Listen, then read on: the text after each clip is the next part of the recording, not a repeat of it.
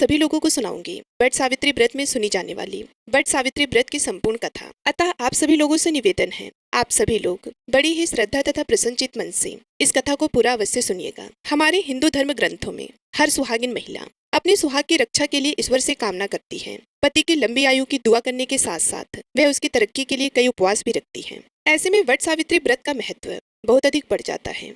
ये उपवास हर सुहागिन महिला के लिए बहुत ही खास होता है। वट सावित्री व्रत के दिन सुहागिनें पूरे विधि विधान से पूजा करती हैं। इस दौरान कुछ महिलाएं निर्जला उपवास भी रखती हैं। इस दिन वट वृक्ष की पूजा का खास महत्व होता है। माना जाता है कि इस वृक्ष की पूजा के बिना व्रत पूरा नहीं होता। धार्मिक मान्यताओं के अनुसार इसमें ब्रह्मा, विष्णु और महेश तीनों देवों का वास होता है। इसलिए व्रत रखने वाली महिलाओं को तीनों देवताओं का आशीर्वाद प्राप्त होता है। यह उपवास ज्येष्ठ माह के कृष्ण पक्ष की अमावस्या तिथि को रखा जाता है। इस साल वट सावित्री व्रत 6 जून गुरुवार के दिन रखा जाएगा, यानी कि आज के दिन। आपका नाम क्या है वीर जी? मेरा नाम जशन। इसे वट पूर्णिमा के नाम से भी जाना जाता है।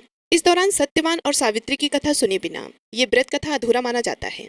आइए आज के इस वीडियो में हम सभी लोग वट सावित्री व्रत की संपूर्ण कथा सुनेंगे। पौराणिक मान्यताओं के अनुसार वट सावित्री व्रत करने से पति की आयु लंबी होती है और परिवार में भी सुख समृद्धि बनी रहती है। यही नहीं, अखंड सौभाग्यवती भव का भी आशीर्वाद प्राप्त होता है। ऐसा इसलिए होता है क्योंकि इस दिन से जुड़ी पौराणिक कथा प्रचलित है।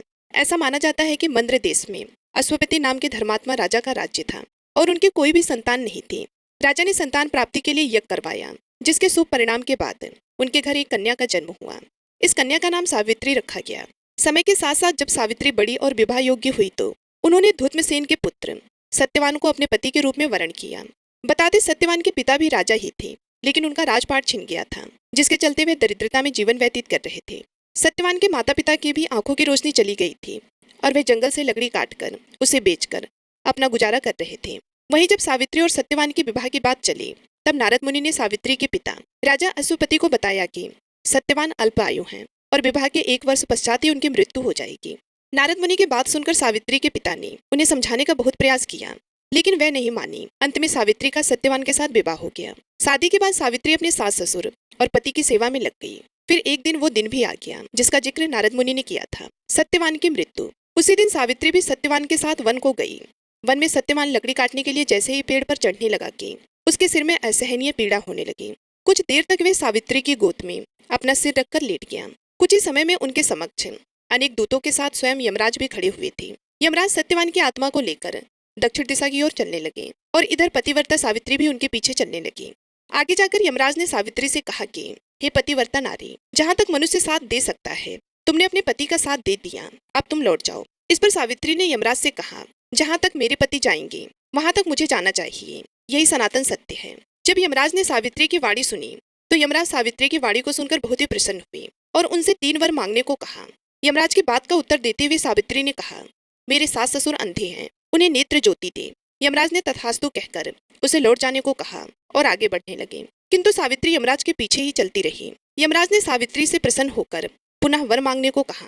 सावित्री ने वर मांगा, मेरे सास ससुर का खोया हुआ राज्य उन्हें वापस मिल जाए। इसके बाद सावित्री ने यमदेव से वर मांगा, मैं सत्यवान के 100 पुत्रों की मां बनना चाहती हूँ, कृपया कर आप मुझे यह वरदान दें।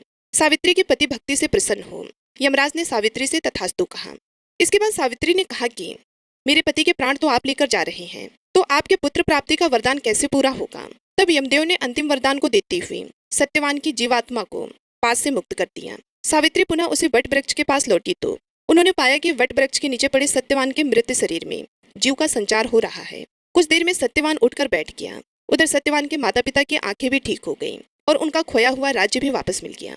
इस प्रकार से सावित्री ने अपने पतिव्रत धर्म, अपने धैर्य और निष्ठा के साथ अपने पति के प्राण भी यमराज से वापस ले लिए। जो भी भक्त सत्यवान सावित्री की इस कथा को नित्य सुनता है, वे सभी प्रयोजनों में सफलता प्राप्त करके सुख का अनुभव करता है, कभी भी दुख का भागी नहीं होता। और जो भी सुहागिन महिला इस कथा को प्रेम पूर्वक सुनती है, उसके पति पर आया हुआ संकट काल टल जाता है और उसके पति की दीर्घायु होती है।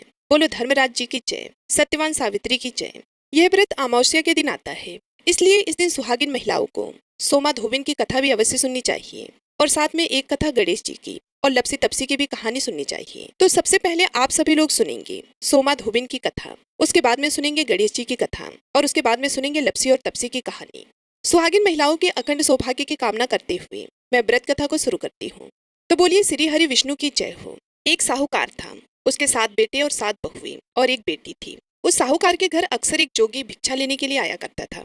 जब उस साहूकार की बहुएं उसे भिक्षा देती तो वे खुशी से लेता और आशीर्वाद देता हुआ चला जाता। जब कभी साहूकार की बेटी जोगी को भिक्षा डालने आती तो वे भिक्षा नहीं लेता और बोलता कि बेटी सुहागन तो है पर इसके भाग्य में दुख लिखा है।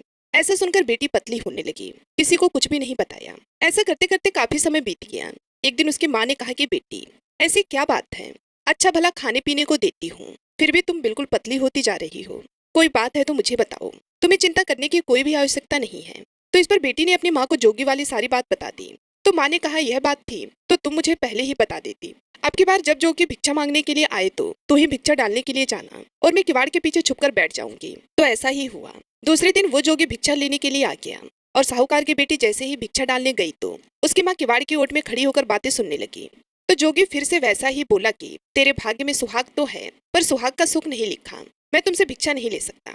तो यह सुनते ही उसकी माँ बाहर निकल आई और बोली कि हे महाराज, एक तो मेरी बेटी आपको भिक्षा डालती है और आप उसे ऐसा आशीर्वाद देते हैं, क्यों क्या बात है आप मुझे बताओ। तो वह बोला कि इसकी शादी तो जरूर होगी लेकिन फेरों के वक्त सांप इसके पति को डस लेगा जिससे उसकी मृत्यु हो जाएगी। तो इसके भाग्य में सुहाग का सुख नहीं लिखा है। तो उसकी माँ ने जोगी के पांव पकड़ लिए और कहा कि आप कोई उपाय बताओ, जब आप इसके भाग्य में लिखा बता सकते हैं तो आप इसका उपाय भी बता सकते हैं। ऐसा कहकर वह रोने लगी। तो साधु ने कहा कि 7 समुंदर पार एक सोमा धोबिन रहती है, वे प्रत्येक माह की अमावस्या का व्रत करती है। यदि वह इसका फल इसको दे देती है तो इसके भाग्य में लिखे हुए दुख टल जाएंगे। वह ज्यादा कहीं आती जाती नहीं है, बहुत ही धर्मपरायण स्त्री है। अब उसे कैसे राजी करके आपको लाना होगा यह आप ही जानो। यह कहकर साधु बाबा वहां से चले गए और उस लड़की की माँ को जैसा साधु बाबा ने बताया था उसी रास्ते पर सोना धोबन को ढूंढने के लिए निकल पड़ी। चलते चलते वह तेज गर्मी की वजह से बिल्कुल थक चुकी थी और एक पीपल के पेड़ के नीचे विश्राम करने लगी। तो उसने अचानक देखा कि एक सांप आ रहा है जो पीपल के पेड़ के ऊपर चढ़ रहा था। तो साहूकार ने पीपल के पेड़ पर देखा तो पेड़ के ऊपर गरुड़ पक्षी का घोंसला था। तो उसने सोचा कि इसके अंदर गरुड़ के अंडे होंगे, अगर यह ऊपर गया तो उन अंडे को खा जाएगा।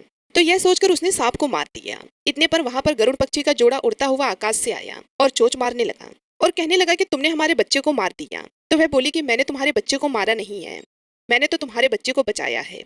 यह कहते हुए उसने सांप की ओर इशारा किया। तो गरुड़ पक्षी बहुत ही खुश हुए और बोले कि आपको जो भी मांगना है सो मांगो, तुमने हमारे बच्चों की रक्षा करके हम पर बहुत बड़ा ही उपकार किया है। तो लड़की की माँ बोली कि मुझे 7 समुंदर पार जाना है, जाने का कोई रास्ता नहीं है, अगर आप मुझे वहां पर पहुंचा देती हैं तो यह उपकार मैं आपका जिंदगी भर नहीं भूलूंगी। तो गरुड़ ने उसे अपने ऊपर बिठाया और 7 समुंदर पार सोना धोबिन के घर के पास छोड़ दिया। वहां पर उस लड़की की माँ ने देखा कि सोना धोबन के साथ बहुएं और बेटे थे। बहुएं काम के लिए अक्सर लड़ती थी और इधर साहूकारनी उस सोना धोबन के घर पे पहुंच जाती है और सोचती है कि यही मौका है सोना धोबन को खुश करने का। उस दिन से उसने उसके घर का सारा काम करना शुरू कर दिया। जब सोना धोबिन सुबह उठती तो उससे पहले सारा घर का काम किया हुआ होता, झाड़ू लगाना, पानी भरना, पशुओं को चारा डालना, सारा काम किया होता। तो सोना धोबिन ने सोचा कि पहले तो मेरी बहुएं इतनी काम के लिए लड़ा करती थी, अब सूर्योदय होने से पहले ही सारा काम निपटा देती हैं। तो कौन सी बहू है जो ऐसा करती है, मुझे छुपकर देखना होगा। अगले दिन सोना धोबन सुबह जल्दी उठी और छुपकर बैठ गई। तो उसने देखा कि मुंह अंधेरे एक औरत आई और उसने घर का सारा काम निपटाया। जैसे ही वे जाने को लगी तो सोना धोबिन ने उसे पकड़ लिया और कहा कि तू कौन है, तो मेरे घर का सारा काम ऐसे चोरी छिपे क्यों करके जाती हो, यह पाप तूने मेरे ऊपर चढ़ा दिया है, इसे मैं कैसे उतारूंगी। साहूकारनी ने अपने हाथ जोड़ दिए और बड़ी ही दीन स्वर में वे साधु बाबा वाली सारी बात सोना धोबिन को बता दी। तो सोना धोबिन अमावस्या का पुण्य फल उसके बेटी को देने के लिए तैयार हो गई और कहा कि मैं तेरे साथ चलती हूँ। सोना धोबिन ने अपने बेटे और बहुओं से कहा कि जब तक मैं लौट कर ना आऊं तो आपको घर से बाहर नहीं जाना है और ना ही किसी को घर के अंदर आने देना है। यह कहकर सोना धोबिन साहूकारनी के साथ उसके घर आ गई। अब उसकी बेटी का विवाह तय किया गया। फेरों वाले दिन जब दूल्हा और दुल्हन मंडप में बैठे तो दूल्हे के पास सोना धोबिन मिट्टी की हांडी और कच्चा दूध और कच्चा सूत लेकर बैठ गई। इतने में दूल्हे को डसने के लिए काला सांप आया तो सोना धोबिन ने उसे हांडी में डाला और कच्चे सूत से हांडी को बांध दी। लेकिन यह सब जब दूल्हे ने अपनी आंखों से देखा तो डर के मारे उसकी मौत हो गई। तो यह देखकर साहूकारनी रोने लगी और हाथ जोड़कर सोमा धोबिन से कहा कि अब आप ही मेरी बेटी का जीवन बचा सकती हो। तो सोमा धोबिन ने उसके ऊपर कच्चे दूध के छींटे दिए और कहा कि आज तक जितनी भी मैंने अमावस्या की है उसका पुण्य साहूकार की बेटी को लग जाए और आने वाली अमावस्या का व्रत करूं वे मेरे पति को लगे। इतना बोलते ही दूल्हा खड़ा हो गया। विधि विधान से उनके फेरे पूरे हुए और हंसी खुशी से बेटी की विदाई कर दी गई। सारे लोग अपने अपने घर चले गए। जब सोमा धोबिन जाने लगी तो साहूकारनी बोली कि मैं आपको क्या दूं। तब सोमा धोबिन बोली कि मुझे क्या चाहिए, बस एक मिट्टी की हांडी दे दो। रास्ते में सुखिया अमावस्या आई तो उसने हांडी के 108 टुकड़े करके पीपल के नीचे रख दिए और 13 टुकड़े एक जगह रखे और पीपल के पेड़ की 108 परिक्रमा करके उन टुकड़े को पीपल की जड़ में दबा दिया और घर जाने लगी। घर आई तो उसका पति मरा हुआ पड़ा था, तो उसने पति पर सुहाग का छींटा दिया और कहा कि आज जो मैंने अमावस्या का व्रत किया है उसका फल मेरे पति को मिले। ऐसा कहते ही उसका पति जीवित हो गया। तो अमावस्या का व्रत करने के बाद सोमा धोबिन के घर एक ब्राह्मण आया करता था। उसे सोमा धोबिन दान पुण्य किया करती थी। तो उस दिन भी वह ब्राह्मण आया और बोला कि अमावस्या का जो भी दान किया है वे मुझे दे दो। तो सोमा धोबिन बोली कि रास्ते में अमावस्या आई थी, कुछ नहीं कर पाई और जो कुछ किया था वह पीपल के पेड़ के नीचे ही गाड़ कर आ गई, तो वहां पर जाकर वो ले लेना। तो ब्राह्मण ने वहां जाकर वह जगह खोदी तो देखा वहां पर 108 और 13 सोने के टुकड़े रखे हुए थे। वे उन टुकड़े को इकट्ठा करके उसके घर आया और सोमा धोबिन से बोला कि इतना धर्म किया, इतना दान किया और कहती हो कि कुछ भी नहीं किया। तो सोमा धोबिन बोली, ये तुम्हारे भाग्य का है, आप इसे ले जाओ, मैंने तो कुछ भी नहीं किया। तो ब्राह्मण बोला कि मेरा तो चौथा हिस्सा है, बाकी 3 हिस्से आपके हैं, जिसकी भी आपकी इच्छा हो आप उसे दे देना।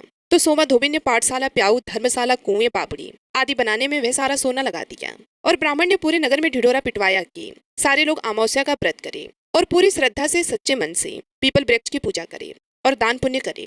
हे अमावस्या माता, जैसे आपने साहूकार की बेटी को अमर सुहाग दिया वैसे सबको देना।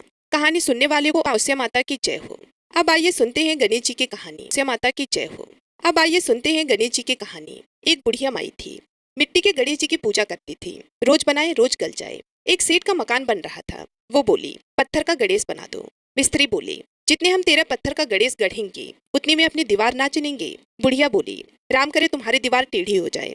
अब उनकी दीवार टेढ़ी हो गई। वे चिने और ढह देवे, चिने और ढह देवे। इस तरह करते करते शाम हो गई। शाम को सेठ आया। उसने कहा, आज कुछ भी नहीं किया।